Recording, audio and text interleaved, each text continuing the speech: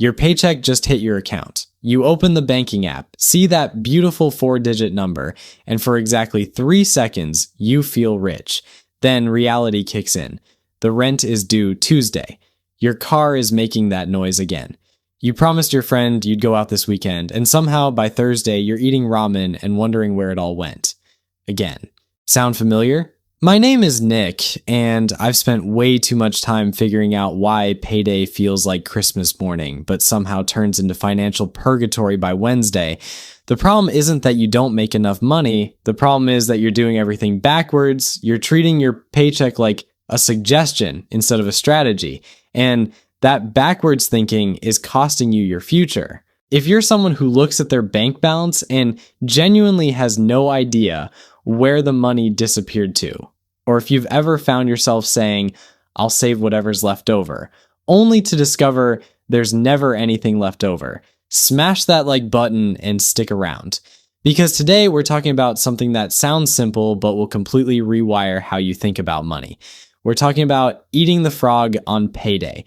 Now, before you start wondering if I've lost my mind and think amphibians are somehow the key to financial freedom, let me explain. Brian Tracy wrote a book called Eat That Frog, and the concept is brutally simple. Do the hardest, most important task first. The frog is that ugly, intimidating thing you keep putting off. In productivity, it's usually that project you've been avoiding, but when it comes to your paycheck, the frog is something most people never even consider doing. The frog is paying yourself first. Here's what most people do the moment their paycheck arrives. They pay the rent, they buy groceries, they fill up the gas tank, they grab coffee, they pay the minimum on their credit cards, and then if there's anything left over, maybe they'll throw it in savings. But here's the mathematical reality that will blow your mind. If you wait to save what's left over, there will never be anything left over. Your expenses will magically expand to consume every dollar you earn. It's not a character flaw. It's not lack of discipline. It's human nature meeting basic economics. The wealthy do something different. They eat the frog first. The moment their income hits their account, before they do anything else, they pay themselves. They invest. They save. They treat their future selves like the most important creditor they have. Because here's the thing about frogs. They don't get easier to swallow if you wait. They just get bigger and uglier. So what does eating the frog actually look like in real life? It means the first transaction you make on payday isn't to your landlord or the grocery store. It's to your investment account. It's to your emergency fund. It's to your future. Before you pay a single bill, before you buy a single thing, you pay yourself. And I know what you're thinking. Nick, that sounds great in theory, but I have bills. I have responsibilities. I can't just pretend they don't exist. You're absolutely right. You do have bills, but here's what most people get wrong. They think all their expenses are created equal. They treat their Netflix subscription the same way they treat their rent. They put their daily Starbucks habit in the same category as their health insurance. This is financial suicide. If you want to build wealth, you need to get brutally honest about the difference between what you need and what you want. Let me break this down for you because this is where most people's financial plans fall apart. True necessities are housing, food, transportation, utilities, and healthcare. That's it. Not the premium cable package, not the meal delivery service, not the gym membership you use twice a month. Those are luxuries masquerading as necessities, and here's the target that will change your life. Your true necessities should consume no more than 60% of your take-home pay. 60%, not 80, not 90, 60. Let me show you the math that proves why the save what's left approach fails. Let's say you take home $4,000 a month. Following traditional advice, you'd pay your rent, which is maybe $1,400. Then utilities, $150. Groceries, $400, student loans, $400, car payment, $300, insurance, $200, gas, $100, phone, $80. And before you know it, you're down to less than $1,000. That feels like a lot until your car needs an oil change, your friend invites you to dinner, you need to buy birthday gifts, and suddenly you're looking at maybe $200 left for the month. But what if you flip the script? What if the first thing you did when that $4,000 hit your account was transfer $800 to investments and savings? Now, you're forced to make the remaining $3,200 work for everything else. Suddenly, that $1,400 apartment starts looking expensive.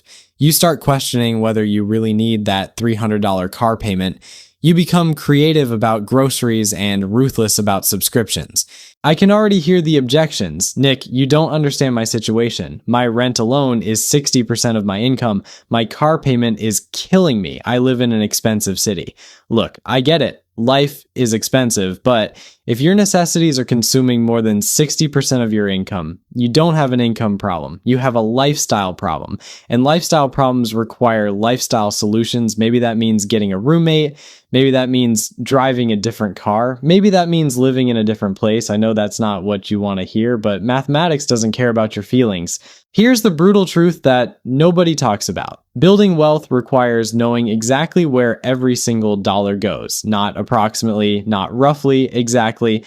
Most people have no idea what they actually spend money on. They have a vague sense that money comes in and money goes out, but they couldn't tell you with precision where it goes. This is like trying to lose weight without ever stepping on a scale or counting calories. You might get lucky, but you probably won't.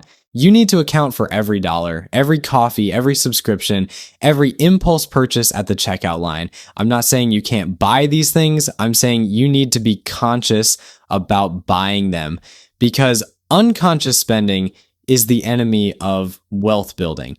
When you don't know where your money goes, it goes everywhere except where it should go.